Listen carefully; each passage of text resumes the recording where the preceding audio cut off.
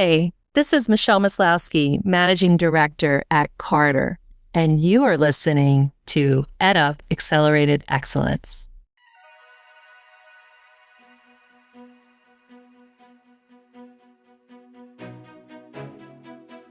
We ready? Yeah. I'm ready. Ready. Okay.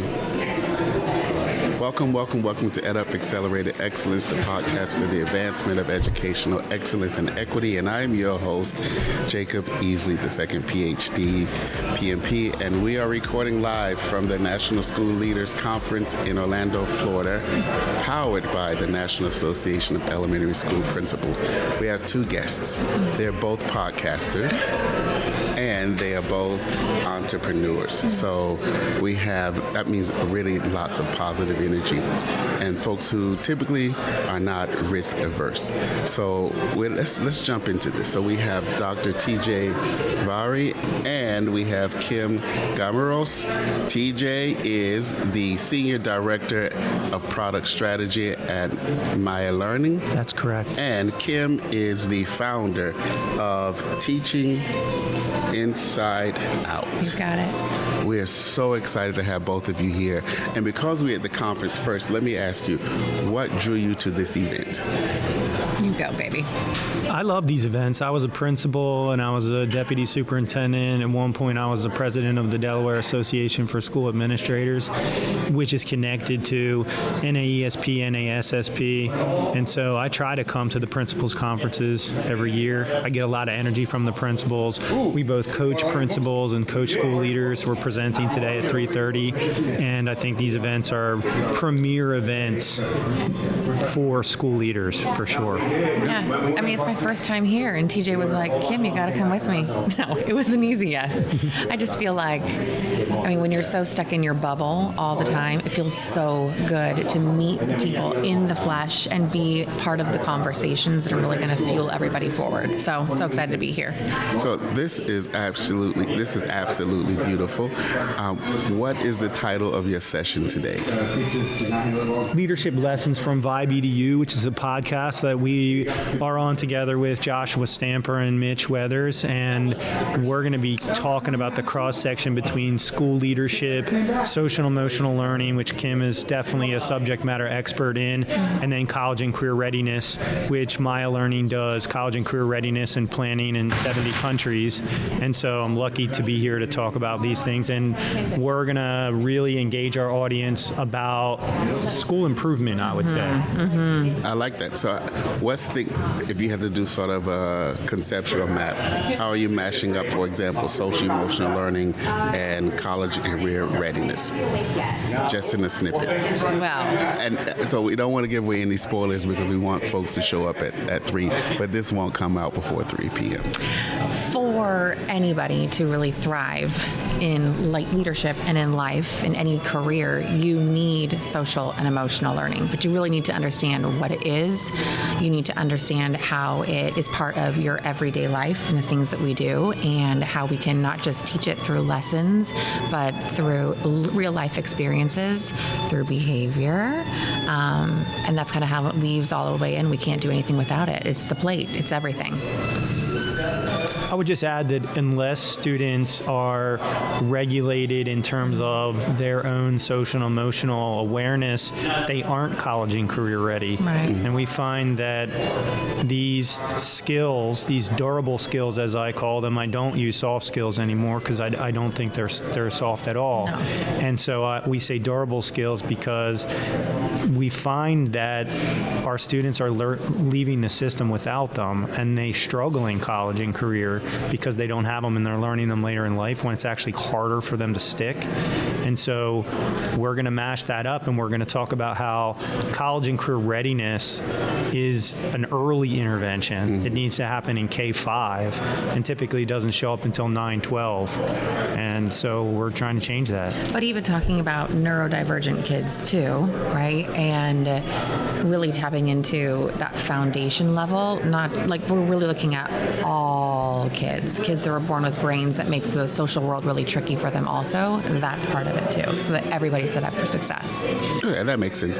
So I'm gonna ask something that may be a bit non-controversial in our current climate.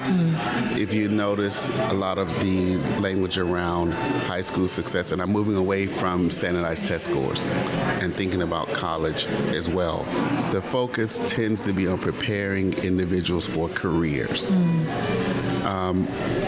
And almost exclusively. So Kim, I like this idea of social emotional. Yeah. And TJ, you talked about durable skills, and I refer to them as executive function. But what are the limitations of narrowing the focus around career preparation?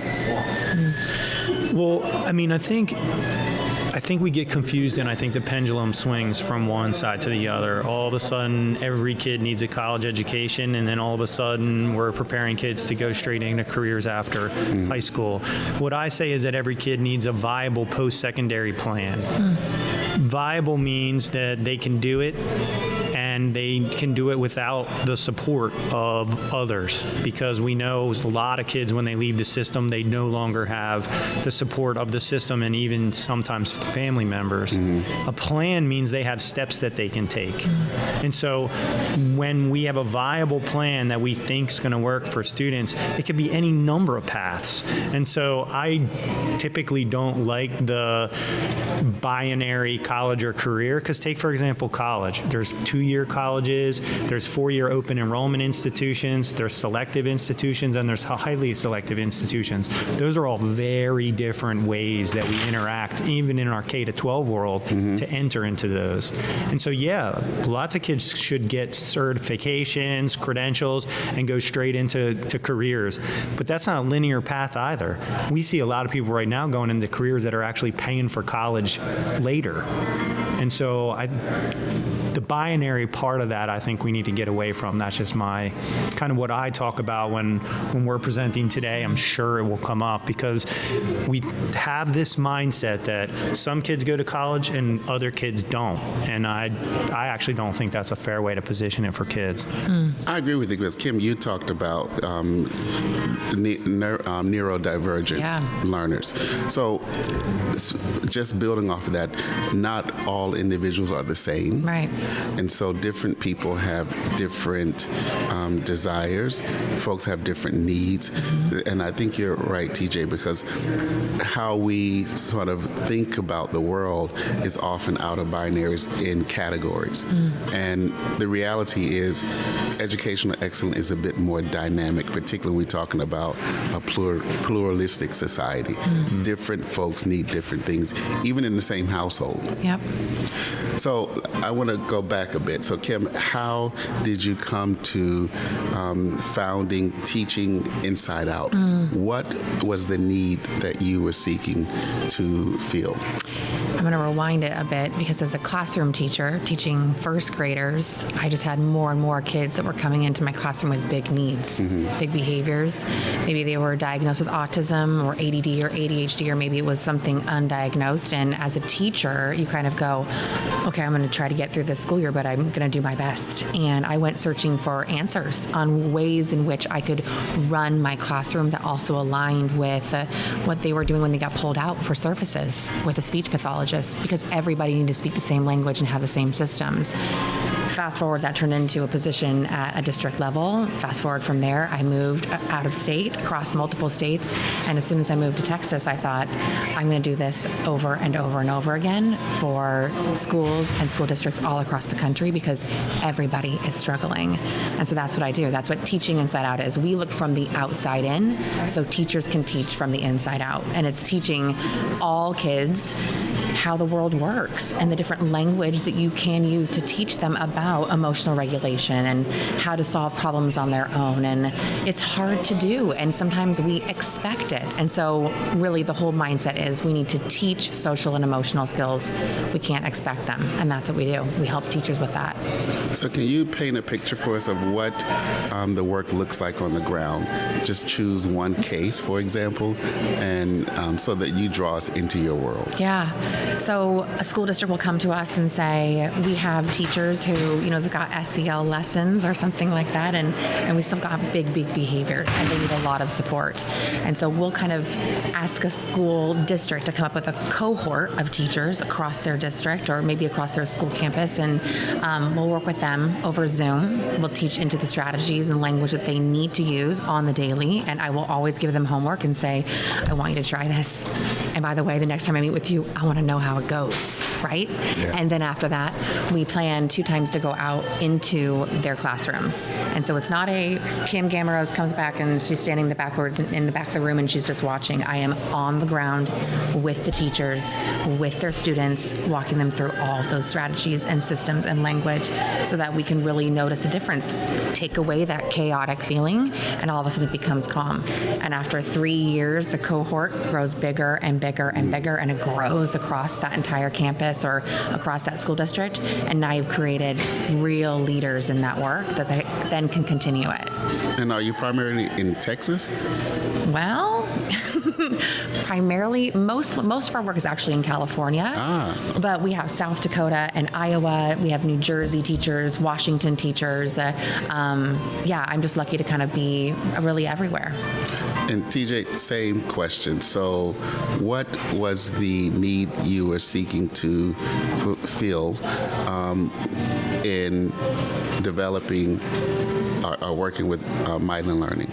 Yeah, so Maya Learning is a fully comprehensive K through 12 post-secondary planning platform. So kind of what I was mentioning before, for 10 years I was a deputy superintendent. Before that I was a middle school principal. I oversaw secondary schools. There was a real need for the improvement of rigor, the improvement of what the transcript looked like. We cracked the code for college and career readiness. Everybody graduated with AP. Everybody graduated with dual enrollment, college credit. Every kid graduated with work-based learning and work-based experiences, pathway courses. Our transcripts were super attractive. And I actually was doing a keynote at a tech conference, and the owner of Maya Learning, the CEO, was in the audience, and we hit it off because I went on a rant. Actually, Kim loves it. I went on a rant about that every 8th grader deserves a 4-year academic plan, and that we have to quit planning year over year so that they can build that transcript that's really nice to have when they graduate for whatever plans they want to make. And I hit it off with the CEO, and then now I work with the company helping school districts implement better strategies for college and career readiness. Maya Learning is a software platform that facilitates that all the way through the use of a portfolio that students can take with them when they graduate, reverse admissions. I could talk about it all day. Oh, yeah. When we hear this is your So you talk about this 4-year plan, and I think that's quite sexy. And I'm saying that because I was just reading some notes that I had written in a notebook, but it spoke to data from OECD. So international level, what they found in the U.S. is that the longer students stay in school, that continuity and sort of progression towards excellence is in some ways it's deteriorated slowly. So the longer you stay in, I guess the results or positive results are lower. And I think that might attribute it to this fact that, as you mentioned, you said every 8th grader needs a 4-year plan. So what are your thoughts about, and thinking about your platform, folks go to kindergarten, they switch and go to another school. Kindergarten teacher doesn't talk to the 1st grade teacher, 1st grade teacher doesn't talk to the 2nd grade teacher, 5th grade teacher does not talk to the 6th grade teacher, which is a different school, so on and so forth. You leave middle school, those teachers don't coordinate or talk to high school teachers. You're speaking my language. So that's one of the major issues in K-12 education, period. And it's also one of the problems with the through line from K-12 into higher ed. It's even worse when you go from 2- and 4-year institutions into industry. We're not all on the same page. The kindergarten teacher should not be necessarily thinking about the 1st grade teacher or the 2nd grade teacher. Typically what we hear, let's say a 3rd grade teacher say is, to a class of students, I'm preparing you for the fourth grade. Well, in systems that use our platform and in systems that are thinking about this from a broader perspective, they're typically thinking about portrait of a graduate, portrait of a high school ready student, durable skills, social and emotional learning, executive functions, and they've built a map of what they want students to have when they graduate. Could even include test scores like SAT, transcripts, things that are more than just the state required graduation requirements. A bigger map, use community input, use input from teachers. Then the kindergarten, first grade, second grade teacher is starting to think about the students' post-secondary experience and what they need for when they graduate from the school system. Even if the elementary, middle, and high schools aren't connected, we know that they're feeding into one another. But if there's a grander vision for what we want students to be and know and do when they graduate, it's a much better perspective for the first or second grade teacher or the sixth grade teacher to be talking to students about what they need in life versus what they need to be successful in the next grade. And by the way, I've never met a student, especially students who aren't motivated in school, who are incentivized by, you need to know this for your next grade level. Right. Or for the test. Or Right. for the test. Right. They're not responding to that anyway. So it's one thing that when you use a comprehensive system that's K to 12 or K to post-secondary, you start to put together the pieces of what students are building and what they can gather and their journaling and their goals. And these are life accomplishments, not school accomplishments. You mentioned, I'm going to say no, do, be. You may have mentioned in a different order. But this notion of be is, what are your values, assumptions, what are your appreciations within, what is your drive, and then know and do, knowledge, do are skills. And then Kim, you're talking about social emotional learning. So what I'm hearing here is, if you put the work together across the both of your initiatives, the core of the focus is the student as a whole person. Yeah. What are your thoughts about that idea of the student as a whole person and what you're seeing in schools? What do you think we need to put our focus in terms of developing students as a whole individual?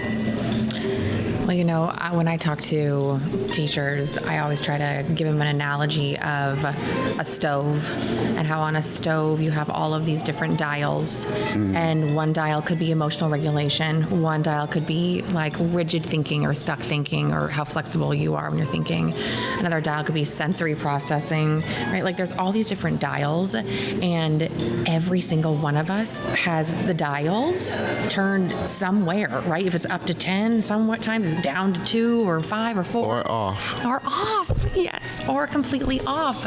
And so when you're starting to look at kids like that and humans like that, what we can really tap into is the lagging skills of kids or the lagging skills of adults, and then teaching into those lagging skills so that we can experience growth along the way. And so when you look at it like that, it's kind of like, it's not just this kid is here and this kid is here. We're all kind of somewhere on all these different dials, just doing the best we can, and how do we teach into it? And that's what we do.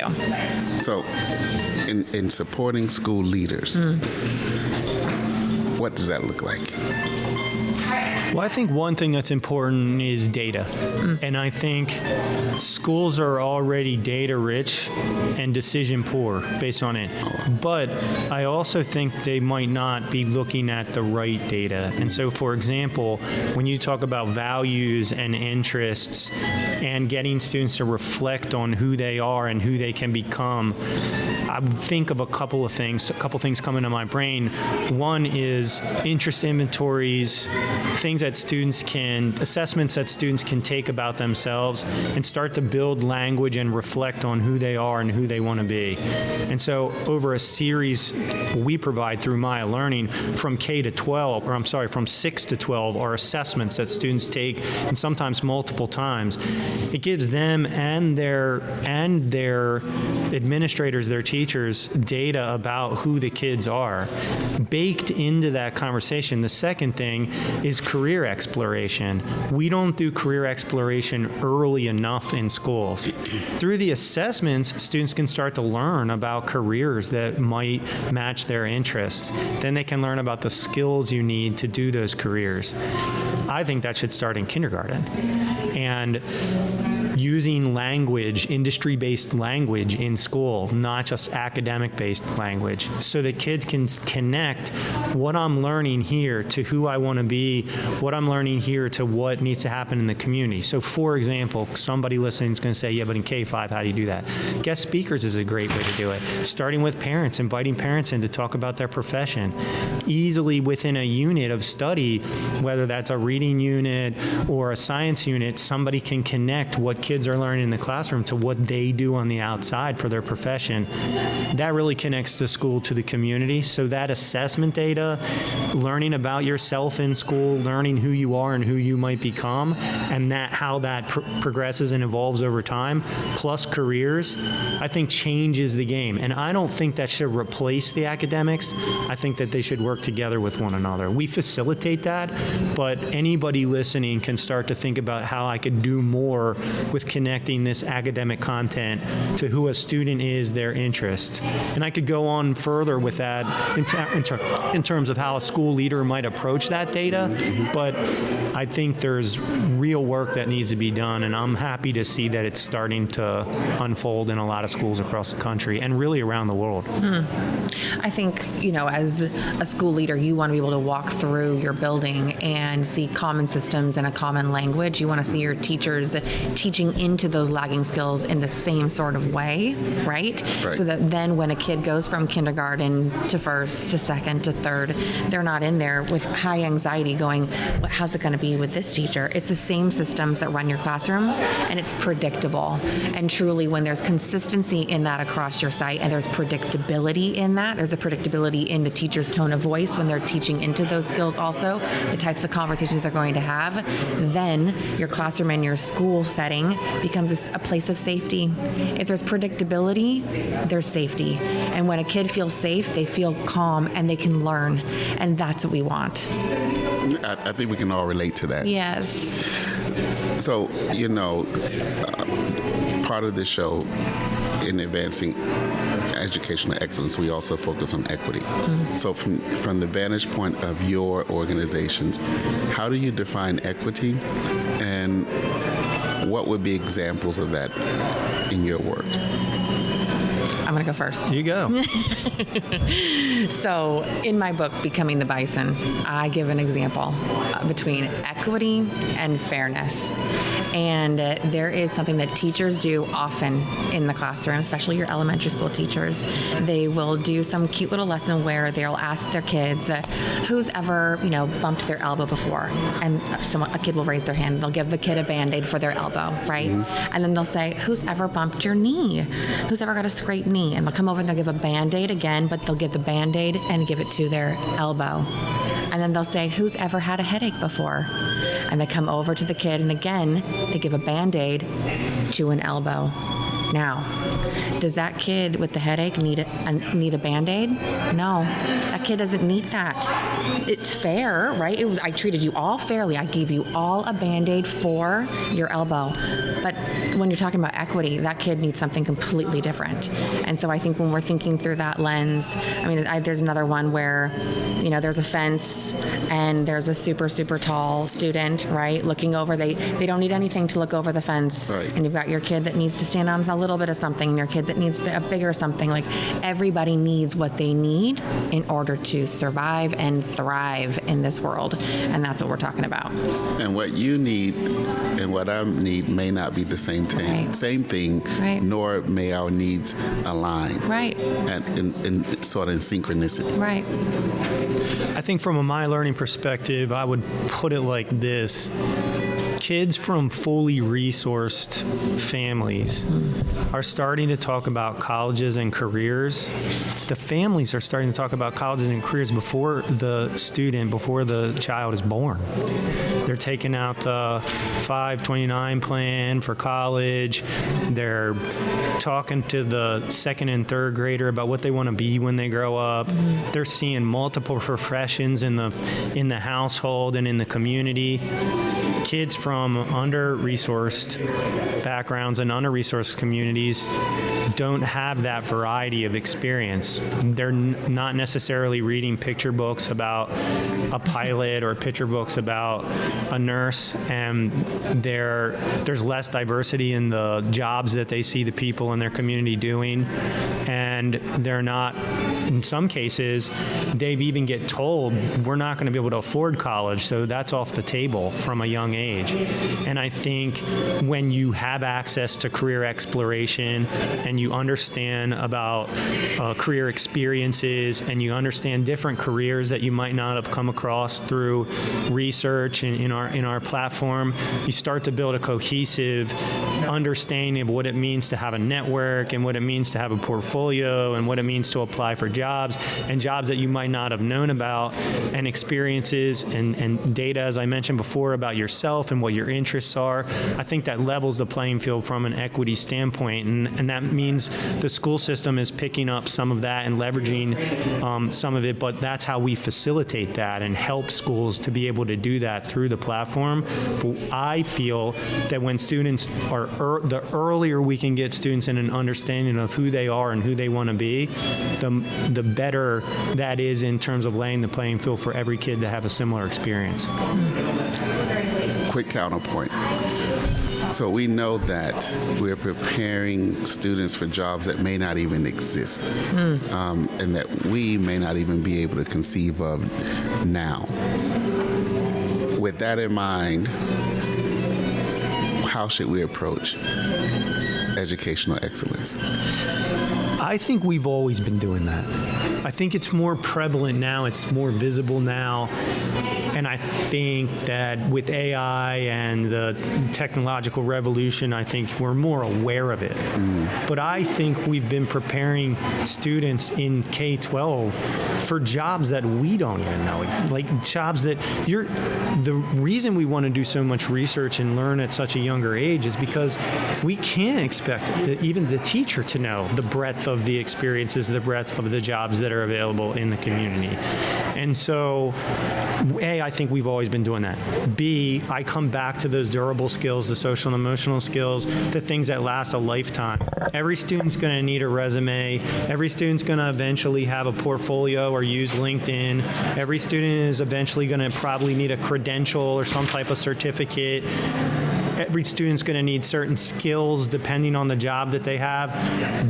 Those things aren't going to change. They haven't changed before, but I just think we're way more aware of the need for those to translate in our environment, in schools and classrooms. You know, I was going to say, your social and your emotional never is going to go away. We're in a social situation right now. We have to behave a certain way. There's expectations, and the emotional piece too. Like, things aren't always going to go your way. You're going to have to problem solve, and you're going to have to regulate yourself during that situation. And so the social and emotional piece is always forever. We're human beings. That comes with it. It is the plate. It's the most important thing. I agree with you. Thank you. So, TJ, Vari, and Kim Gameroz, how might members of the EdUp Accelerated Excellence community connect with you? You go first. I'm living on LinkedIn these days. I love it there. I think that from a school leadership perspective, people can find me on LinkedIn, TJ Vari, V-A-R-I. And so I would say that's probably the primary place. And DM me. I love connecting with people on LinkedIn through DM, setting up 30-minute calls, finding out where the synergy is. That's my jam. So see me on LinkedIn. Okay, but I'm an Instagram person. That's me. Do it. So You go to Instagram. yeah, you come to Instagram, find me, Kim Gameroz, or my website, kimgameroz.com. There's multiple paths for everybody. If you're an individual teacher listening and you need support, there's a path for you there. If you're a school or a school district or a leader, there's a path for you there. I have so many different avenues just to give you the coaching and the support and the connection that you're craving. And Kim, remind us of the name of the book. Becoming the Bison. Becoming the Bison. Yes. Thank you both for this opportunity to learn with and from you here at EdUp Accelerated Excellence. Thank you for listening to the EdUp Accelerated Excellence podcast, and we would like to share an opportunity for educators to contribute to our XE listening tour. This week, take time to listen to a community member regarding their educational excellence and equity experience, because we believe that by listening, we unlock the engine for powerful educational transformation. Share your insights via voicemail at edupxe.com, and your comments may be shared on air with the podcast. That's the XE listening tour at edupxe.com. Thank you for engaging with EdUp Accelerated Excellence, a member of the EdUp Experience Network of educational podcasts. This episode was recorded live at the National School Leaders Conference, powered by the National Association of Elementary School Principals. Join us in Denver, Colorado in 2027. Registration will open soon. You can find this and other episodes on Spotify, iHeartRadio, Apple Radio, YouTube, and other outlets where you listen to your favorite podcasts. If you like this episode, don't forget to follow us and share within your network. To leave a comment or suggest a guest, contact us online at edupxe.com. We want to hear from you. If you have feedback on this or other episodes, or would like to nominate a guest, contact us online at edupxe.com, where you can leave an email or a voice message. That's edupxe.com.